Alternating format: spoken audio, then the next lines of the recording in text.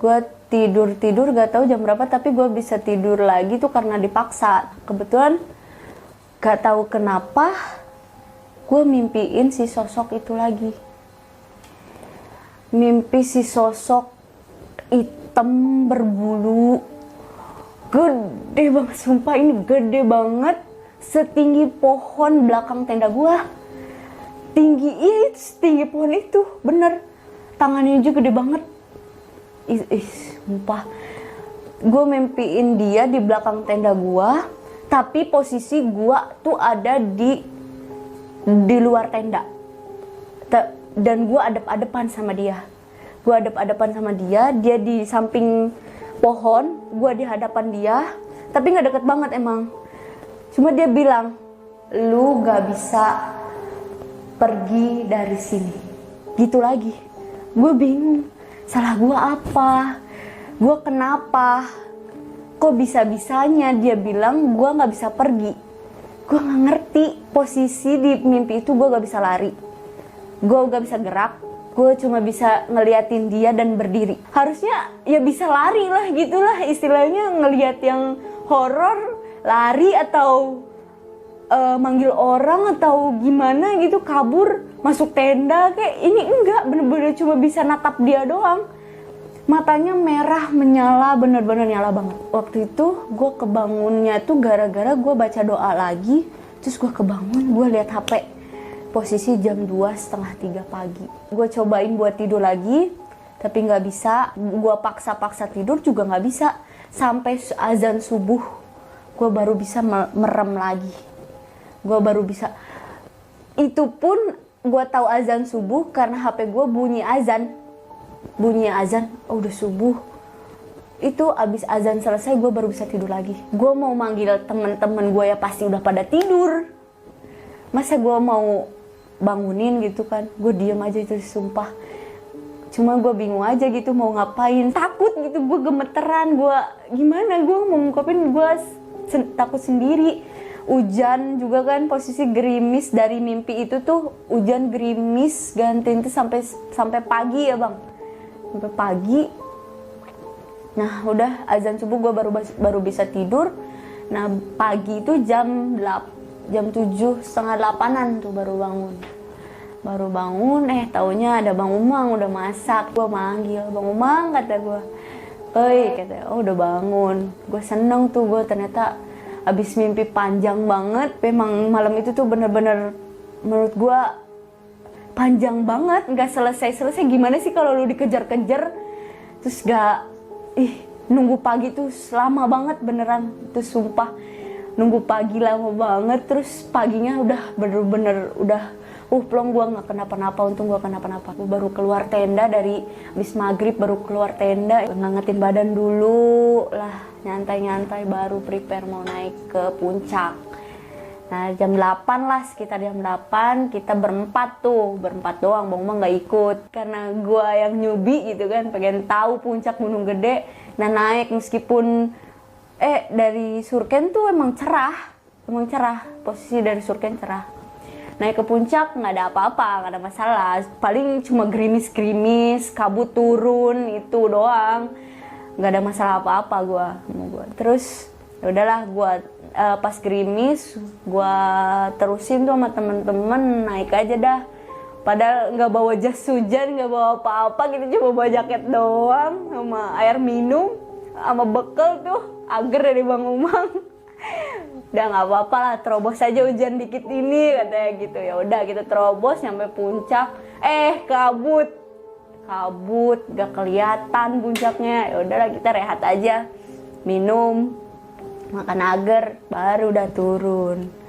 Pas di puncaknya kabut, hujan, gerimis, pas turun terang banget. Gue heran, naik terang, pas di puncak hujan, pas turun malah terang banget dong, terang banget, heran gue. Jadi kan gue ngedumel lagi dalam hati, apaan sih nih, gue naik malah hujan, gue turun malah terang gitu kan gue tuh kepo gitu sama puncaknya gede kayak apa gitu. Pas turun terang, ya udahlah nggak apa-apa, ya udah foto di surken aja kita, foto di surken, udah jepret baru ke tenda. Nah baru masak lah, makan, nyantai dulu kan sampai zuhur ya, kita baru zuhur lah, prepare, baru turun. Nah ada lagi nih turun. Oke, aman tuh dari surken pos 4 lah, aman sih kalau dibilang, aman-aman aja. Lari. Turunnya kita lari, udah bukan jalan lagi, lari. Dan jalannya tuh jalan yang bukan kita naikin. Jalur yang kata Bang Umang tuh jalur lama, katanya jalur lama Gunung Gede. Kan sekarang katanya jalur baru kan, jalur baru Gunung Putri ya. Nah jalur baru Gunung Putri yang naik, kita turun jalur lama Gunung Putri. Gunung Gede jalur Putri. Turun lari. Lah tahu kan jalurnya kayak apa, udah rimbun sama pohon. Udah nggak pernah dijajakin lagi sama orang, rimbun sama pohon, kita lari. Posisi 2 orang, Bang Umang paling depan karena yang tahu jalan. Di tengah temen gue yang dari Cirebon. Terus di belakang temen 2 orang dari Cikarang, gue di tengah, posisi gue di tengah. Lari dari Surken ke pos 4 aman, rehat dulu di pos 4 lanjut. Kata Bang Umang, lanjut nggak nih? Rehat dulu bentar lah, katanya gitu. Kata yang lain, gue juga capek lari, buset. Ya udah rehat bentar, lari lagi dari pos 4 ke pos 3. Dari situ mulai yang depan tuh larinya cepet banget tuh. Bang Umang sama temen gue yang dari Cirebon lari cepet banget lah. Temen gue yang 2 di belakang itu lambat banget. Nah, gue bingung mau ngikutin yang depan gak kekejar, yang belakang lama banget. Jadi gue bingung, posisi gue tengah-tengah. Ya udah, gue ngikutin yang di depan aja dah. Gue mikirnya gitu. Gue ngikutin depan aja, lari, bener-bener lari. Meskipun rimbun, kita terabas terus. Tapi yang 2 bener-bener udah jauh banget. Kalau menurut gue itu jauh, udah nggak kelihatan, sama mata gue nggak kelihatan. Gue mau nungguin yang belakang, gue sendirian, gue takut. Udah gue ngikutin kejar yang di belakang. Mungkin karena gue keburu-buru, nggak tahu kenapa gue jatuh pas turunan curam banget. Itu pertama kali gue jatuh, turunan curam banget. Posisi emang udah kayak turunan 90 derajat. Iya, enggak 90 banget sih, pokoknya turunan banget.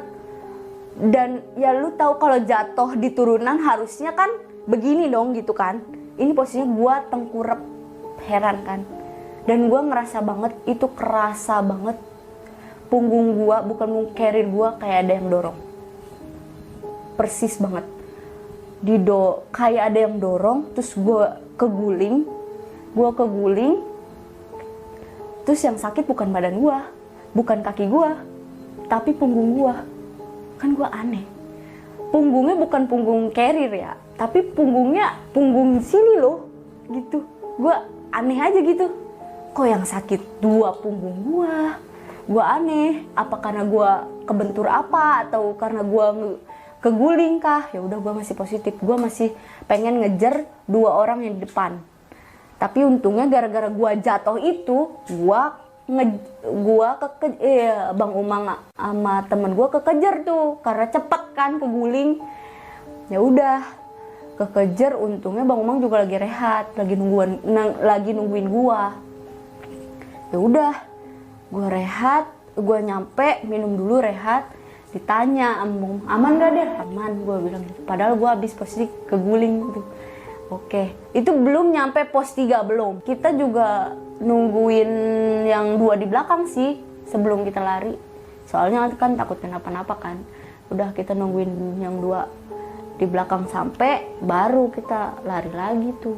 Ketinggalan lagi gue di depan. Ketinggalan lagi, dan gue itu jatuh lagi. Jatuhnya sama, posisinya sama. Dan gue tuh ngerasa banget nggak ada akar, nggak kesandung. Tapi gue sakit badannya, keguling juga. Itu kedua kali, ketiga kali sama. Ya, dan yang keempat kalinya itu bukan turunan lagi, tapi udah kayak jurang. Samping gue tuh jurang, depan baru jalan. Jadi Bang Umang sama temen gue itu lewatin jalur yang depan gue, tapi sampingnya tuh ada jurang. Ya jurang nggak curam banget, cuman udah menurut gue itu udah, jadi ini tanah, gue berdiri di sini baru dataran gitu. Harusnya itu jadi lewatinnya belok dulu, nginjek akar-akar gitu, baru ada kayak akar-akar baru kita bisa sampai ke landai. Ini enggak dong, gue mau lari, jadi istilahnya gue dari atas mau lari, mau belok, terus baru belok lagi ke akar. Ini enggak, gue terjun langsung ke bawah, langsung ke landai. Dan itu bener-bener gue didorong. Gue sadar banget itu gue didorong. Kata gue, ini gue didorong siapa? Gue di belakang gak ada siapa-siapa. Beneran itu gak ada siapa-siapa. Tapi gue sadar itu tuh gue didorong. Kerasa banget sama badan gue. Kata gue, ini sumpah gue salah apa gitu. Gue mikir, gue salah apa kok gue dijailin kayak gini? Apa karena gue lagi haid? Terus gue berhak dijailin? Kan gak juga. Ya gue mikir sambil dalam hati gue bilang, kalau gue ada salah ucap, gue minta maaf. Ya sopan sih ngomongnya. Ya kalau misalkan saya di sini ada tata krama yang nggak disengaja, ya saya minta maaf. Tapi tolong masing-masing gitu mau gue. Jadi gue pengen gitu, gak usah lah ganggu gue lagi gitu. Udah masing-masing. Hidup kalian. Toh gue juga nggak pernah maki-maki kalian gitu. Ya meskipun gue dalam hati ngeluh, ya ngeluh gue buat gue diri sendiri gitu, bukan ngeluh karena apa gitu. Udah dari situ gue, karena gue udah jatuh, itu posisi gue udah jatuh ke landai, ya gue bilang begitu, terus gue rehat sebentar, baru gue ngejar yang di depan. Nah itu baru nyampe pos 3, nyampe pos 3 terus ketemu Bang Umang sama teman gue lagi pada rehat minum kan. Gue di situ udah ngerasa banget capek dijailin gitu. Udah duduk sebentar rehat minum. Terus baru temen gue yang belakang 2 nyusul. Gue tanya, lu lama banget jalannya di belakang. Lah gue di belakang lu banget tahu, kata dia gitu. Padahal gue jelas banget nggak ngelihat mereka, enggak. Makanya gue ngejar yang depan, gue takut, gue sendirian nunggu gitu. Lah lu dari mana deket, kata gue, orang lu jauh banget. Ih, lu masih kelihatan sama gue, katanya gitu. Tapi ya udahlah, gue masih positive thinking. Udah yang penting gue udah minta maaf. Terus ya kita berlima turun dah tuh. Pos 3 ke pos 2 aman, pos 2 ke pos 1 hujan. Dari mulai gerimis kita jalanin ampe hujan gede. Itu dari pos 2 ke pos 1 tuh kayaknya halangannya banyak banget. Dikit-dikit rehat karena hujan, karena licin juga kan, gak mungkin buat lari gitu. Jadi pelan-pelan di pos 2 ke pos 1 kita neduh di shelter, hujan gede baru kita pakai jas hujan. Nah dari shelter itu ke pos 1 baru tuh kita jalan kecil lah, masih berlima. Terus karena gue capek, gue pengen rehat. Tapi gue masih ditemenin sama teman gue dari Cirebon. Masih ditemenin sama teman gue 2 yang dari Cikarang. Di bawah pohon gede. Yang gue inget banget, itu samping kiri gue itu lapangan. Gue mikirnya, oh bentar lagi deket nih sama pos 1. Udah deket pemukiman. Gue mikir begitu. Samping kiri gue tuh lapangan gede, ya lumayan lah buat main sepak bola buat 11 orang mah. Ya buat berenam sama enggak futsal gitu, lapangan futsal. Dan ada gawangnya 2. Itu inget banget, sebelah kiri gue rehat di bawah pohon. Di sini temen gue, di belakang temen gue yang dari Cirebon, itu temen gue 2 orang. Itu sebelah kiri gue itu bener-bener lapangan. Gue inget banget itu. Gue mikirnya, wah bentar lagi pos 1 nih gitu. Terus udah gue jalan lagi. Ketemu sawah. Temen gue yang dari Cikarang itu kan jalannya lama. Inget banget tuh ada sawah, gak tahu kebun ya. Gue ingetnya itu sawah. Nah di sawah tuh bawahnya kan ada kayak tangga batu-batu gitu.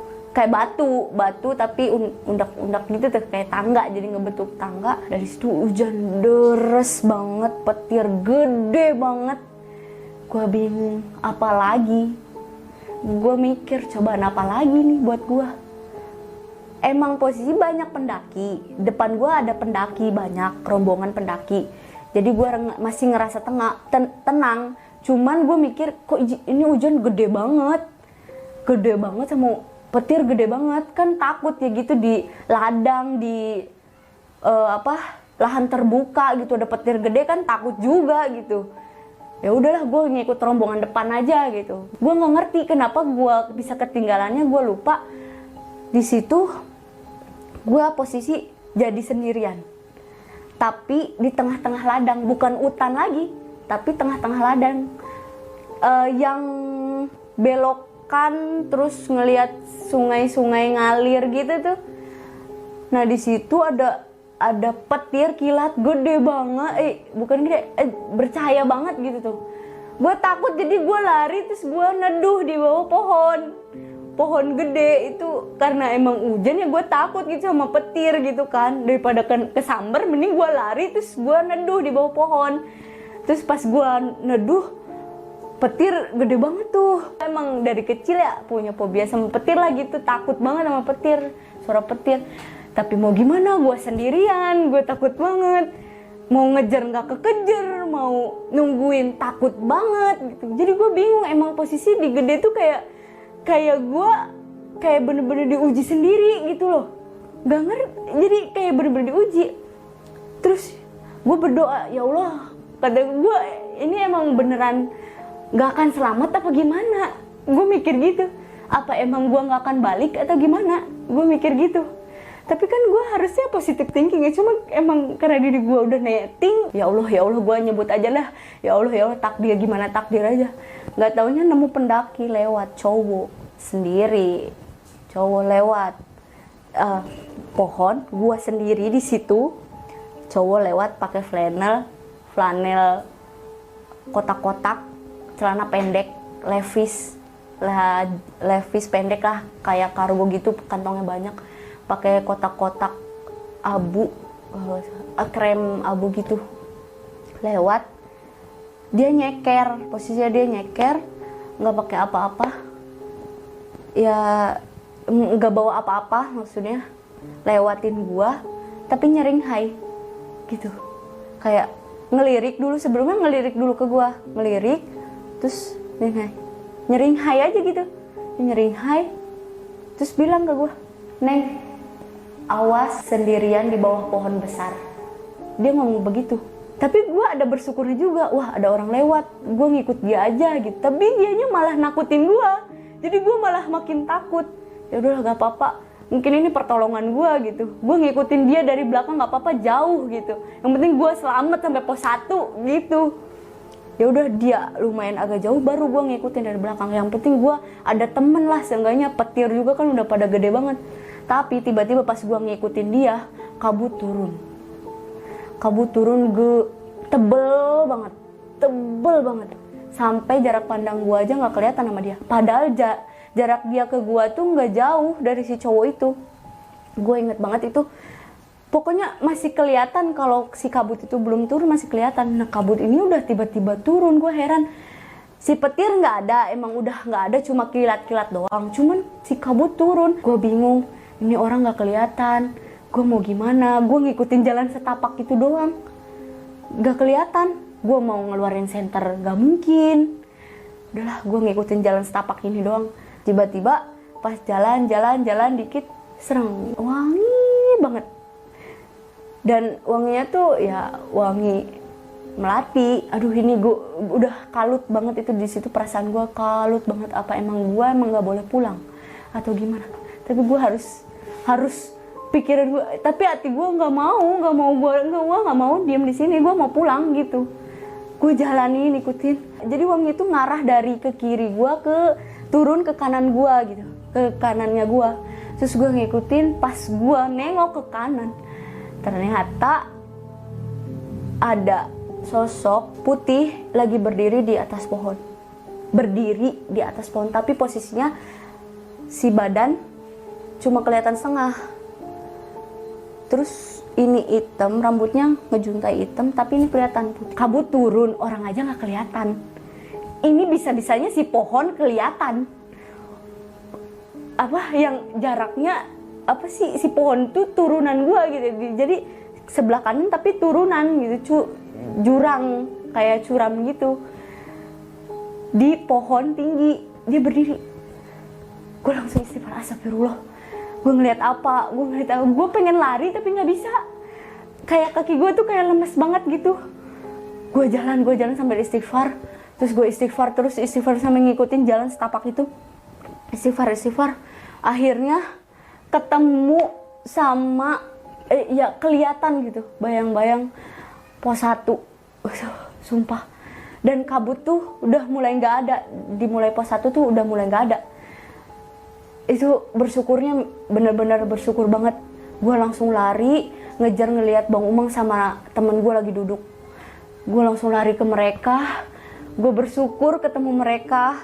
Terus ya seneng aja gitu. Terus gue rehat. Gue nungguin temen gue yang di belakang 2 orang. Emang itu lama banget. Kita rehat udah lama, dia baru datang. Nah gue ditanya sama si pendaki, "Neng, kok baru sampai sendirian?" "Enggak, gue sama teman," gue bilang gitu, sama teman-teman. "Iya, tadi kabut turun." "Hah, kabut?" kata si pendaki yang di pos 1. Udah lama banget dia di situ. "Hah, kabut? Di sini nggak ada kabut," bilang. "Hah? Di sana ada," kata gue. "Di sana ada beneran. Tadi gue kejebak kabut," kata gue gitu. "Gak ada kabut di sini," kata si pendaki itu. Terus gue inget si pendaki yang pakai kargo tuh, yang pakai celana jeans itu yang pendek, yang pelana. Gue cari-cari di pos 1 nggak ada. Bersyukur banget gue udah bisa sampai base camp. Bersyukur banget, sumpah. Ya Allah, kata gue, akhirnya gue bisa pulang gitu. Meskipun napakin di base camp tuh udah alhamdulillah banget gitu. Udah itu perjalanan banget gue di Gunung Gede.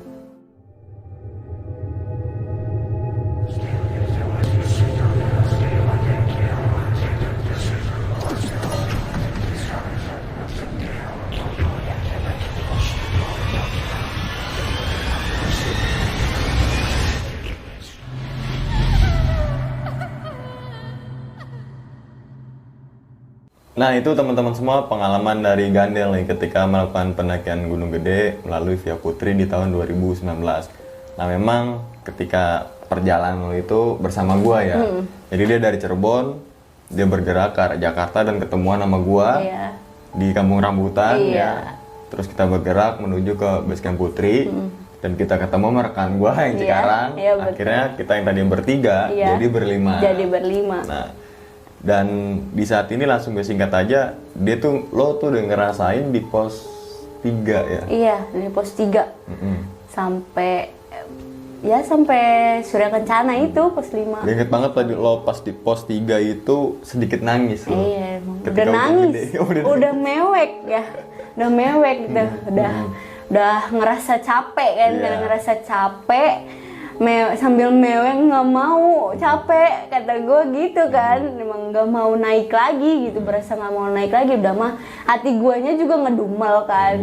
Duh, capek banget sih gitu, nggak mau kesini gitu kan, mikir. Sampainya gue orang nih beliin dia gorengan ngebujuk, iya. Udah lo bisa, ayo dikit-dikit aja. Support lah ya. Disupport. Akhirnya kita sampailah singkat cerita di Surya Kencana. Nah, memang di Surya Kencana itu gue duluan untuk mengambil spot yang memang apa ya, favorit nih gitu. Gue duluan, lo tuh sama si kawan lo sama Cikarang, jadi berempat ya, masih rombongan. Nah, singkat cerita dia udah nyampe di tempat camp. Nah, situ kan gue masak tuh cowok-cowok tuh. Masak lo kan langsung ke tenda. Jadi kita bikin 3 tenda ya.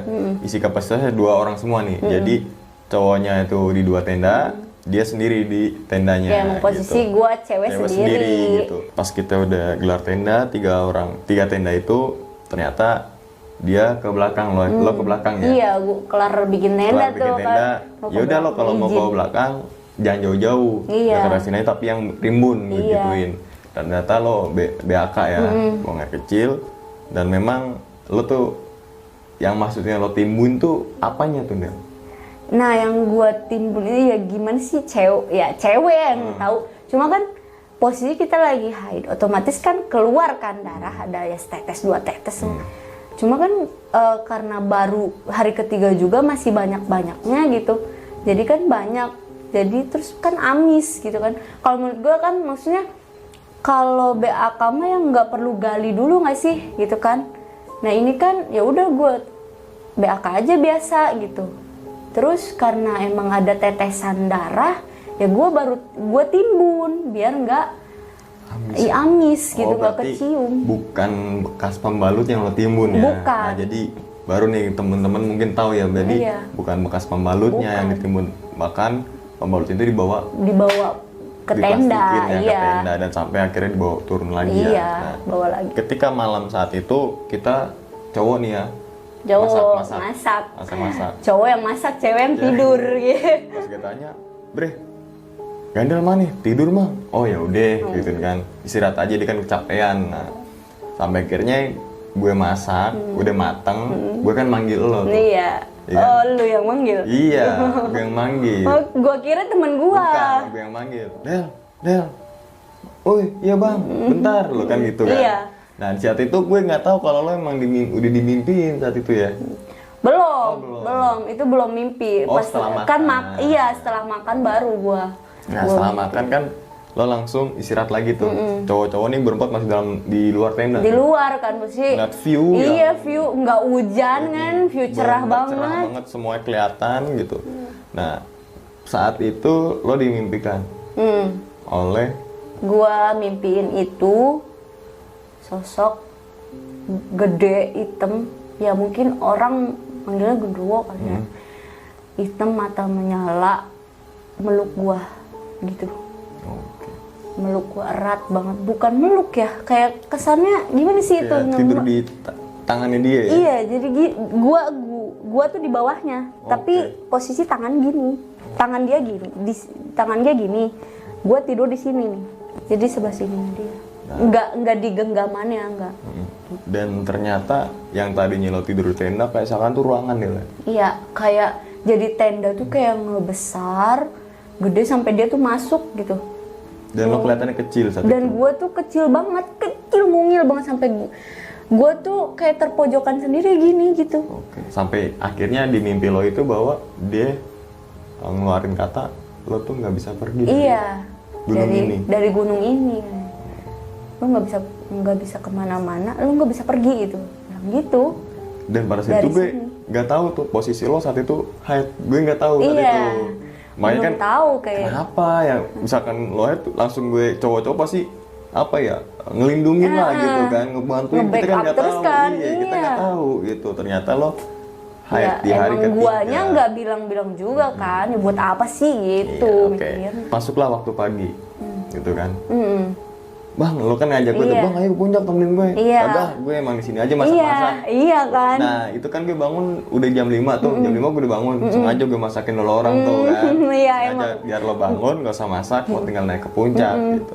Sampai akhirnya kan lo tuh bergerak berempat ya, ke puncak tuh. Nah gue tunggu di area camp. Gue bilang kalau ke puncak nggak ada cabang lagi, ikutin jalan aja, udah gitu kan. Nah memang pada saat itu di Surkan tuh cerah banget nih ya. Gak hujan. Kabut. Gak ada. Nah tapi pas gue liat ke atas juga kan kelihatan ya kalau kita lihat ke atas. Iya kan itu kan udah langsung puncak kan. Itu bener-bener plong, gak ada kabut putih, gak ada awan hitam, gak ada. Serius. Makanya gue kaget pas lo cerita kan. Di atas tuh kabut tapi hujan kan gelap. Hujan. Pas turun tuh plong gitu. Bahkan fotonya, di foto pun kabut. Oh nanti kasih fotonya. Oh iya, iya kan, fotonya juga berkabut. Emang hujan posisi, padahal hujan itu gerimis. Enggak gitu. Sampai akhirnya ketika lo turun di tempat camp, kita packing, selepas zuhur baru bergerak turun. Iya. Nah, dalam perjalanan dari Surkan menuju pos 4 ya, ini kita masih rombongan ya. Iya, masih rombongan tuh mah udah. Sampai akhirnya gue memutuskan untuk ngambil jalur lama. Oh iya, dari pos 5 ke pos 4 masih satu jalur ya? 4 ke bawah, lewat sini aja, lebih cepat, nggak ngantri gitu ya? Iya, karena emang padahal banyak pendaki, ya kan? Tapi gue masih ngerasa sendiri, iya nggak? Tapi pas masuk jalur itu benar kita doang deh. Bener Iya. emang. Nah makanya kan gue depan karena gue yang tahu jalan gitu kan, belakang si Ramen, tengah lo, cowok yang Cikarang 2 di belakangan. Iya. Nah gue tuh selalu komunikasi sama si Ramen, men, gandel aman nggak? Soalnya kan cewek tuh harus Iya kan. dilindungin lah ya, harus kita prioritaskan gitu. Gandel aman nggak? Aman mang. Pas gue lihat juga lo tuh masih ada gitu. Masih ngelihat gua. Iya, dan di belakang lo masih ada orang Cikarang, makanya gue ikut lari terus. Gitu loh. Gimana? Bentar, lu yang di depan masih ngelihat temen lu yang 2 orang dari Cikarang itu? Masih, lo juga kelihatan. Dan Iya, itu maksudnya beriringan kan- gini nih. Iya, maksudnya kan lu di depan gitu, posisi lu yang depan aja ngelihat yang belakang. Nah. Gua yang di tengah aja nggak ngelihat lu di depan sama yang di belakang. Kan gue cerita emang gua nggak ngelihat. Di penglihatan gue ya, di penglihatan lo ikutan lari. Gue emang lari.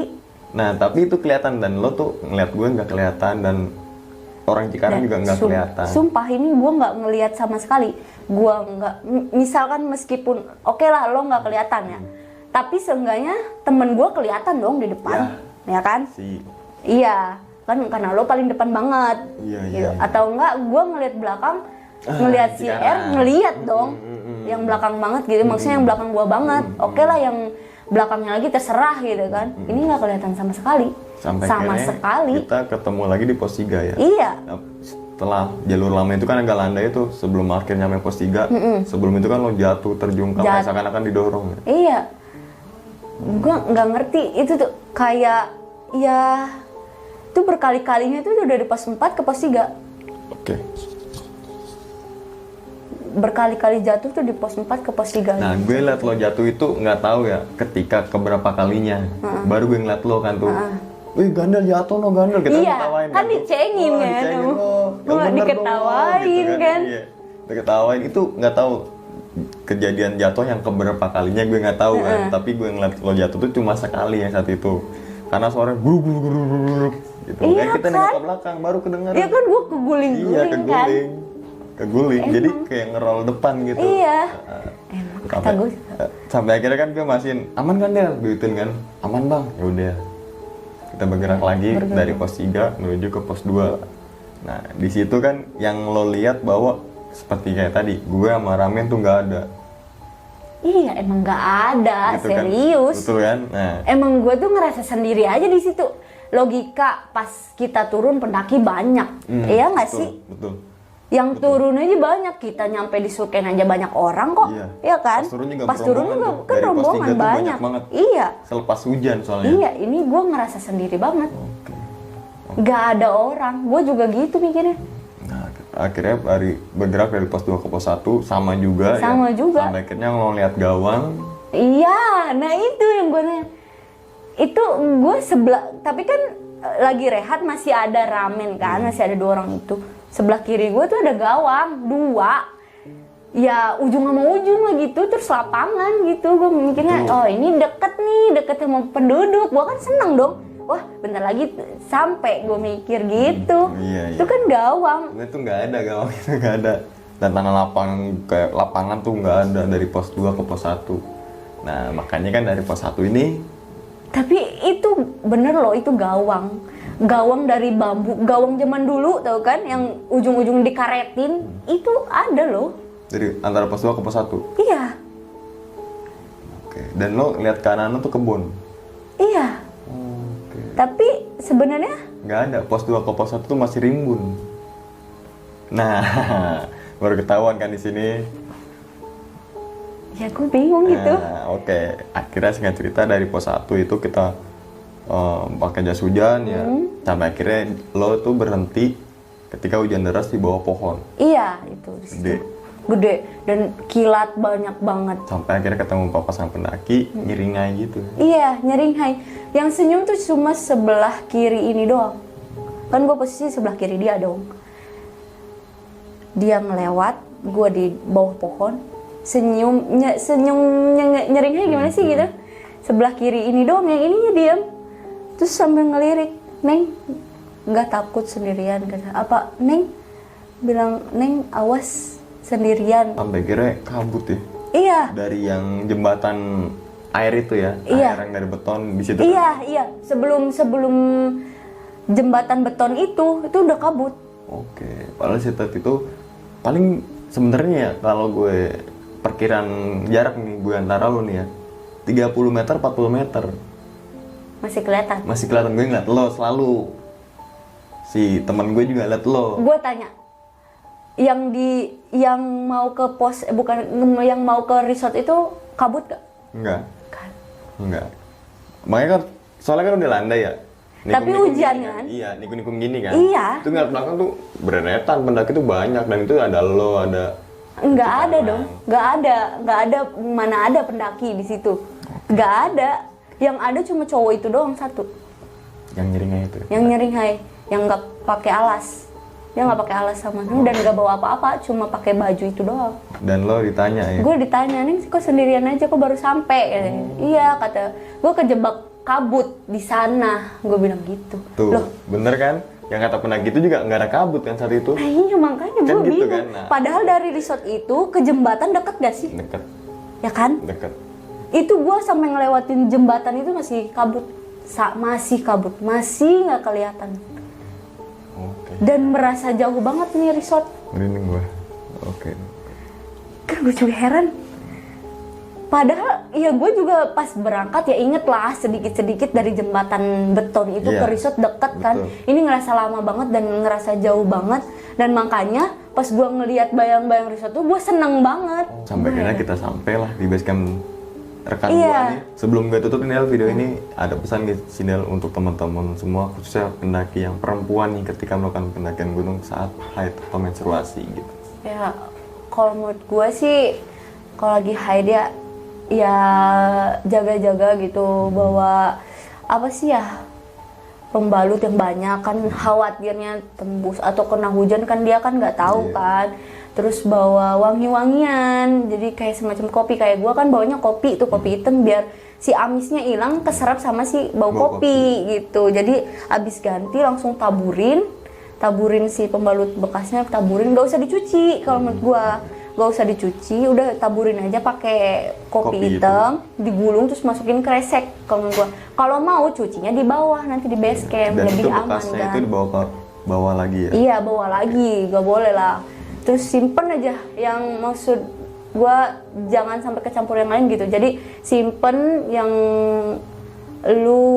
maksudnya si baunya nggak kecium ke lain-lain aja gitu. Oke, sedikit gue tambahkan bahwa kalau kita secara biologi Nel ya, bahwa keadaan atau perempuan ketika menstruasi keadaannya lemah. Iya. Biologinya kan kayak gitu. Iya, emang lagi Kalau lemah ya. mitosnya kan kalau ketika kita melakukan pendakian gunung terus menstruasi digangguin inilah, gangguin itu kan mitosnya Iya. gitu kan. Jadi cobalah kalian berpikir secara logika gitu, Iya. positif, misalkan Iya. kita berhalusinasi, oh berarti kita kecapek nih Iya. gara-gara menstruasi, kondisi fisik lemah gitu kan. Jadi ketika mengalami kejanggalan, usahakan pikiran kita atau sugesti kita tetap Positif. Jangan netting ya. Nah, nanti ke bawah ke halusinasi Iya. soalnya. Oke, itu aja teman-teman semua pengalaman atau cerita dari Gandel ini ketika melakukan pendakian ke Gunung Gede pada tahun 2019. Iya, Oke, kita harus menguasai rasa takut. Jangan sampai rasa takut itu menguasai diri kita. Wassalamualaikum warahmatullahi wabarakatuh. Selamat beristirahat.